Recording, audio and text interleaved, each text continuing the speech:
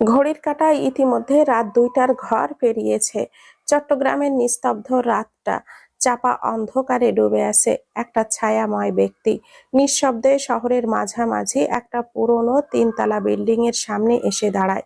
Building এর পেছনের দিকে থাকা দোতলার বেলকনিটা দিনের বেলা রোদের তেজে পরিপূর্ণ থাকলেও রাতে সেটা অন্ধকারের ঘন চাদরে ঢেকে যায়। ছায়াটা নিঃশব্দে বাড়িটার দিকে কিছুক্ষণ তাকিয়ে থেকে ব্যালকনি টপকে ভেতরে ঢুকে পড়ে। তার চলাফেরা এতটাই নিখুঁত যেন সে কোনো ছায়া পেতকে হার মানাবে। রুমের ভেতরে জ্বলছে একটা নীল রঙা ড্রিম লাইট। টিমটিমে আলোয় পুরো রুমটা আবছা নীল কুয়াশার মতো দেখাচ্ছে। ছায়াটা পা ফেলার সময় এমনভাবে নিস্তব্ধতা বজায় রাখছে, মনে হয় যেন রুমের বাতাস পর্যন্ত তার চলাফেরার শব্দ শুনে ফেলবে। সে ধীরে ধীরে মধুর বিছানার কাছে এসে দাঁড়ায়। মধু গভীর ঘুমে ডুবে আছে, বুক পর্যন্ত কালো ব্ল্যাঙ্কেট টেনে রাখা।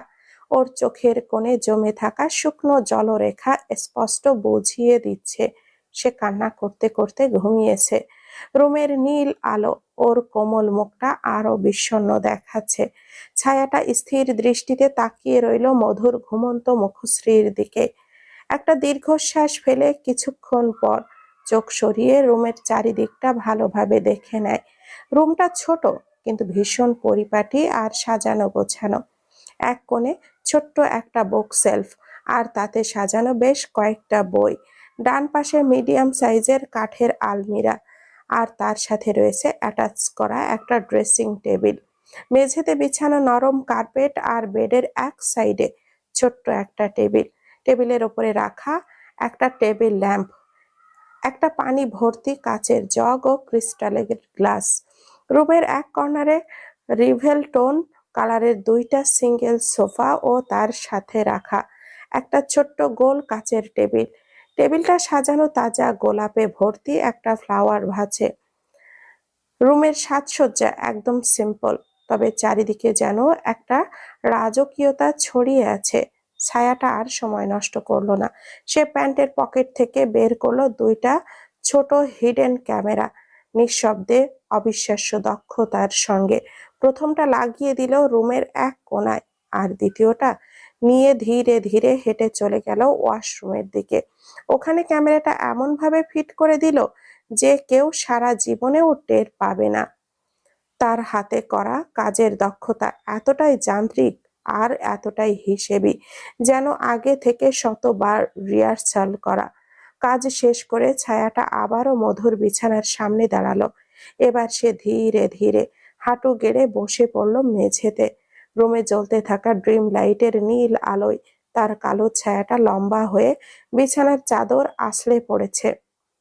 এক মুহূর্ত সময় নষ্ট না করে সে মধুর মুখের উপরে ঝুঁকে অত্যন্ত ধীরে আর নিঃশব্দে ওর কপালে পর পর ৩টা চুমু এঁকে দিল। ঘুমের ভেতরেই হালকা কেঁপে উঠল মধু। ঠোঁট থেকে অস্পষ্ট শব্দ বেরিয়ে এলো। শ্বাস প্রশ্বাস হয়ে উঠল একটুখানি অনিয়মিত। ছায়াটি নিঃশব্দে হাসলো, তারপর আবারও ঝুঁকে মধুর ঠোঁটে পর পর ২টা চুমু খেলো। মধু হালকা নড়াচড়া করে আবারও গভীর ঘুমে তলিয়ে গেল। ছায়াটা নিজের হাত ঘড়িতে সময় দেখে নিয়ে উঠে দাঁড়ায়। বেডের পাশে দাঁড়িয়ে কয়েক মুহূর্ত তাকিয়ে থাকে মধুর দিকে, অস্থির, আগ্রহী আর মোহগ্রস্ত। বিপজ্জনক এক দৃষ্টিতে। অজান্তেই একটা চাপা নিঃশ্বাস বেরিয়ে আসে তার কণ্ঠনালী চিরে। তারপর ঠিক যেভাবে সে এসেছিল ঠিক সেভাবেই নিখুঁত নিস্তব্ধতায় বেলকনি টপকে অন্ধকারে মিলিয়ে গেল। দরজায় কোনো শব্দ নেই, জানালার পর্দা স্থির। রুমের মধ্যে কেবলই বাতাস ভেসে বেড়াচ্ছে, নীল আলোর সজীব রেখা আর মধুর শান্ত নিঃশ্বাসের শব্দ। সময়টা এখন রাত প্রায় ৩টার কাছাকাছি। সারা শহর নিস্তব্ধতায় ঘুমিয়ে আছে। রাতের এমন নিস্তব্ধতা ভেদ করে দ্রুত গতিতে এগিয়ে চলল একটা কালো রঙের মার্সিডিজ এস ক্লাস। কার্বন টিনেড গ্লাসের কারণে বাইরে থেকে কিছুই দেখা যায় না। গাড়ির হাই সিকিউরিটি গেটের সামনে এসে থামতেই ২জন অস্ত্রধারী গার্ড দ্রুত এগিয়ে এলো। মার্সিডিজটা নিঃশব্দে ঢুকে গেল ভেতরের বিশাল কম্পাউন্ডের, যেখানে প্রতিটা কোণা জুড়ে মোশন সেন্স আর ক্যামেরা বসানো। গাড়িটা গিয়ে থামলো গ্রে হাউজের পার্কিং লটে। 3 তলা বিশিষ্ট বিশাল ডুপ্লেক্স বাড়িটা সাজানো গাঢ় ধূসর আর সিলভার রঙে। এই মুহূর্তে পুরো বাড়িটা আধা অন্ধকারে ডুবে আছে। কেবল প্রতিটা বেলকনির কোণে হলুদ সিকিউরিটি লাইটগুলো জ্বলে আলো ছড়াচ্ছে। হাওয়াই ঝাপটায় বাগান থেকে ভেসে আসছে গোলাপ আর রজনীগন্ধার মিষ্টি সুবাস। রোশানল গাড়ি থেকে নামা মাত্রই গার্ডরা তৎক্ষণাৎই মাথা নিচু করে সম্মান দেখালো। রোশানলের ঠান্ডা মুখ আর চেহারায় ফুটে থাকা নিঃশব্দ কঠোরতা চারিদিকে এক ধরনের শীতল চাপা ভাব নামিয়ে আনলো। ও কোনো জবাব না দিয়ে সোজা বাড়ির ভেতরে ঢুকে গেল। সিঁড়ির ধাপগুলোতে ওর জুতোর শব্দ চারপাশে প্রতিধ্বনিত হতে থাকলো। কিছুক্ষণের মধ্যে রোশানল রুমের সামনে এসে দাঁড়ায়। রুমের দরজা খুলতেই ওর চোখে পড়ল রুমের ভেতরকার আধো অন্ধকার দূর করে দিয়ে টেবিল ল্যাম্পের মোলায়েম আলোটা দেওয়ালে দেওয়ালে বিচ্ছুরিত হচ্ছে। রোশানল গায়ের কালচে ওভারকোটটা খুলে রুমের কর্নারে রাখা বাস্কেটে ফেলে দিয়ে কাবারটা খুলে একটা কালো টি শার্ট আর গ্রে ট্রাউজার বের করে আনলো। আর এক মুহূর্ত সময় নষ্ট না করে সোজা ওয়াশরুমে ঢুকে গেল। প্রায় আধা ঘন্টা পর টাওয়ালটা হাতে রোশানল ওয়াশরুম থেকে বের হয়ে আসলো। টাওয়াল দিয়ে সিল্কি ব্রাউন চুলগুলো ভালোভাবে মুছে নিয়ে ল্যাপটপটা হাতের সোফায় যেয়ে বসলো। ঢাকার ব্রাঞ্চের কয়েকটা অফিসিয়াল ডকুমেন্ট আজ রাতেই চেক করতে হবে, কারণ সকালে একটা ইম্পর্টেন্ট মিটিং আছে। ইরান ওকে সমস্ত ডকুমেন্ট সাবমিট করে দিয়ে সবকিছু ঠিকঠাক আছে কিনা এটা চেক করে নিতে বলেছে। কাজেই স্কিপ করে যাওয়ার কোনো সুযোগ নেই। ল্যাপটপ ওপেন করে রোশানল এক মনে টাইপ করতে শুরু করলো। কিবোর্ডের শব্দ মুহূর্তেই রুমের নরম নিস্তব্ধতা ভেঙে চুরমার করে দিল। এমন সময় রুমের দরজা হালকা শব্দে খুলে গেল। মৃদু শব্দটা রোশানলের কানে যেতেই রোশানল চোখ তুলে দরজার দিকে তাকালো। আর এক মুহূর্তেই ওর ভুরু কুঁচকে গেল। দরজায় দাঁড়িয়ে আছে রুমেলি। রাতের অন্ধকার ভেদ করে রুমেলির অবয়বটা টেবিল ল্যাম্পের আলোয় ঝলক দিয়ে উঠল। গায়ে হাঁটু পর্যন্ত নেমে আসা ফিনফিনে গোলাপি নাইটি, ঠোঁটে টকটকে রেড লিপস্টিক, কাঁধের সমান চুল, আটকানো ছোট্ট বাটারফ্লাই ক্লিপ ও চোখের কোণে নেশালো মিশ্রিত দৃষ্টি। রোশানলের ধূসর বাদামি চোখ দুটো মুহূর্তেই কঠিন হয়ে গেল। ওর চোয়াল শক্ত হয়ে উঠল। অন্তরস্থল জুড়ে বিরক্তির ছায়া নেমে এলো। রুমেলি দরজার ফ্রেমে হেলানো দিয়ে দাঁড়ায়। ওর মুখাবয়ব দেখে বোঝা যাচ্ছে অনেকটা সময় ধরে সে রোশানলের ফেরার অপেক্ষা করছিল। রুমেলি ঠোঁটটা কামড়ে হাসলো, অতঃপর দুষ্টুমি মাখা গলায় বলল, এখনো কাজ? একবারও কি ভাবলে না কেউ তোমার জন্য অপেক্ষা করছে? রোশানল চোখটা সরিয়ে আবারও ল্যাপটপে মনোযোগ দিল। ওর কণ্ঠস্বর বরফের মতো ঠান্ডা অথচ নির্লিপ্ত। এই সময়ে এসে আমাকে বিরক্ত করার দরকার ছিল না। প্রয়োজন থাকলে বলো। রুমেলি ঠোঁটের কোণে ফুটে থাকা হাসিটা আরো গাঢ় হলো। ও দরজার ফ্রেম থেকে ধীরে পা বাড়িয়ে রুমের ভেতরে এলো। নরম নাইটি হাওয়ায় দুলে উঠল। ও কোনো কথা না বলে সরাসরি রোশানলের পাশে গিয়ে বসলো। রোশানল একেবারে জন্যেও রুমেলির দিকে ফিরে তাকালো না, অথচ ও স্পষ্টত রুমেলির দৃষ্টির তীক্ষ্ণতা টের পাচ্ছিল। ও একটানা কিবোর্ড টাইপ করে যাচ্ছে, কিন্তু চোয়ালের টান দেখে বোঝা যাচ্ছিল ভেতরের ব্যক্তিটা বিরক্তিতে তীব্র আকার ধারণ করেছে। রুমেলি খানিকক্ষণ রোশানলের দিকে তাকিয়ে রইল, চোখে মোহময় কামনা আর ভেজা নেশাময় দৃষ্টি।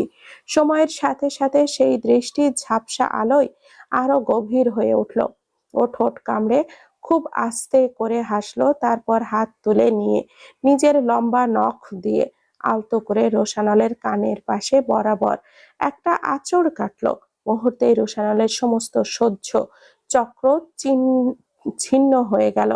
কপালের পাশের নীলাভ শিরাগুলো ফুলে ফেপে উঠল। ক্ষণকালের মধ্যেই শোনা গেল রুমেলির ফিসফিসে কণ্ঠস্বর, তুমি জানো না কতক্ষণ ধরে আমি তোমার জন্য অপেক্ষা করেছি। রোশানল ল্যাপটপটা অফ করে সোফা থেকে উঠে দাঁড়ায়।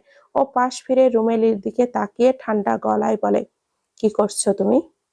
কয়েক সেকেন্ড নিস্তব্ধতা শেষে রুমেলি ঠোঁটের কোণে আবারও হাসি ফুটে ওঠে। ও এগিয়ে এসে রুশানালের বুকের উপরে হাত রাখলো।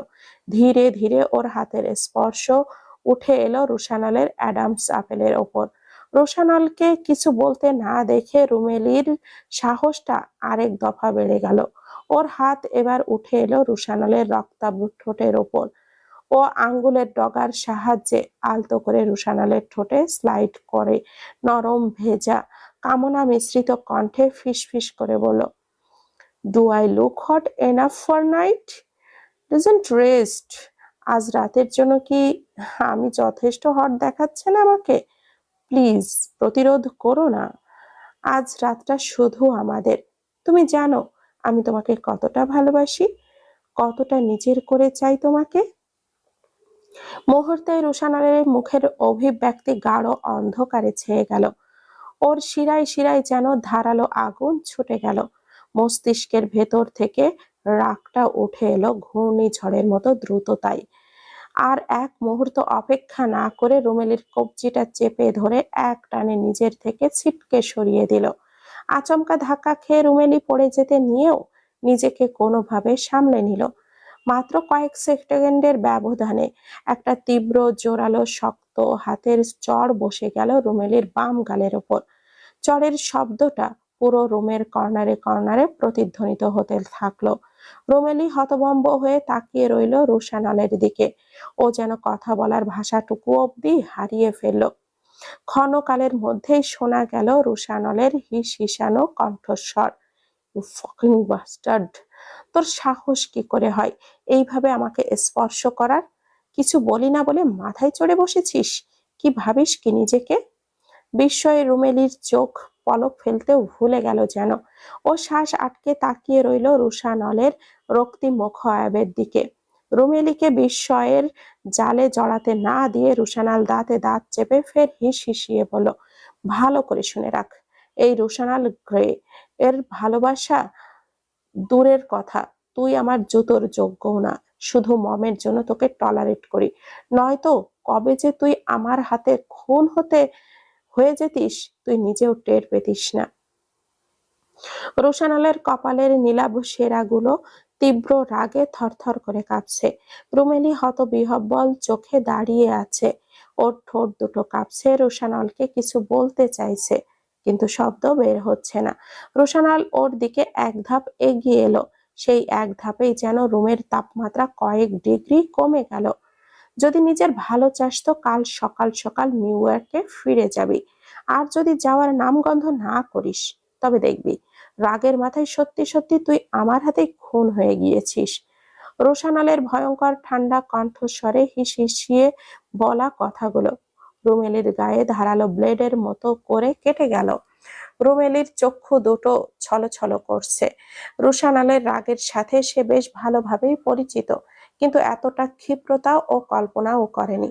রুমেলি কাপা ঠোঁটে কিছু বলতে নিবে তার পূর্বে রোশানাল হাত তুলে ইশারা করে ওকে থামিয়ে দিল। একটাও শব্দ না, জাস্ট গেট আউট। রুমেলি ভেতরে ভেতরে কেঁপে উঠল। রোশানালের রক্তিম মুখের দিকে তাকিয়ে কিছু বলার সাহস হলো না। ইতিমধ্যে ওর গলা শুকিয়ে কাঠ হয়ে গেছে। কাপা কাপা পায়ে কোনো রকমে দরজার দিকে এগিয়ে গেল রুমেলি। দরজা দিয়ে বেরিয়ে যাওয়ার শেষ মুহূর্তে একবার পেছনে ফিরে তাকাতে চাইলো, কিন্তু রোশানলের অন্ধকার রাগী মুখটা দেখে সাহস পেল না। মাথা নিচু করে ও দ্রুত রুম থেকে বেরিয়ে গেল। দরজাটা ধীরে ধীরে বন্ধ হওয়া মাত্রই ঘরের ভেতর আবার সেই ভারী নিস্তব্ধতা নেমে এলো। রোশানলের একটা গভীর শ্বাস ফেলল। আগে ওর পুরো মাথার ভেতরটা দপদপ করছে। শরীরের সমস্ত শিরা উপশিরা থরথর করে কাঁপছে। ও কয়েক সেকেন্ড স্থির দাঁড়িয়ে থেকে সোফা থেকে বসলো। মাথাটা ক্লান্তিতে ও বিরক্তিতে ভারী হয়ে আসছে। সোফায় মাথা এলিয়ে চোখটা বন্ধ করলো রোশানল। চোখ বন্ধ করা মাত্রই অন্ধকারের ভেতর এক ঝলক আলো হয়ে ভেসে উঠল মধুর আদরে ঘুমন্ত মুখটা। আজ সন্ধ্যায় মেয়েটাকে একটু আদর করেছিল বলে কেঁদে কেটে একদম ভাসিয়ে ফেলেছে ওর বউটা। বিস্ময়ে এতটাই শকের মধ্যে ছিল যে একেবারের জন্যেও বুঝতে পারিনি ওটা ওর যাওয়া দিচ্ছিল। স্মৃতিটা মনে হতেই রুশানালের ঠোঁটের কোণে হাসি ফুটে উঠল, কিন্তু পর মুহূর্তেই আরো একটা জিনিস ভাবতেই তার হাসিটা আরো গভীর হলো। এই তো ঘন্টা দেড়েক পূর্বে ও যে রুমে হিডেন ক্যামেরা সেট করে এলো, অথচ মেয়েটা ঘুমের ঘোরে এতটাই ডুবেছিল যে সেটা টেরও পায়নি। রোশানালের রাগটা একটু একটু করে নরম হয়ে আসছে, কিন্তু শরীরটা প্রচন্ড ক্লান্ত, মাথাটা যেন বিস্ফোরিত হতে চাচ্ছে। এইদিকে পেন্ডিং থাকা কাজগুলো এখনো শেষ হয়নি, আর আজ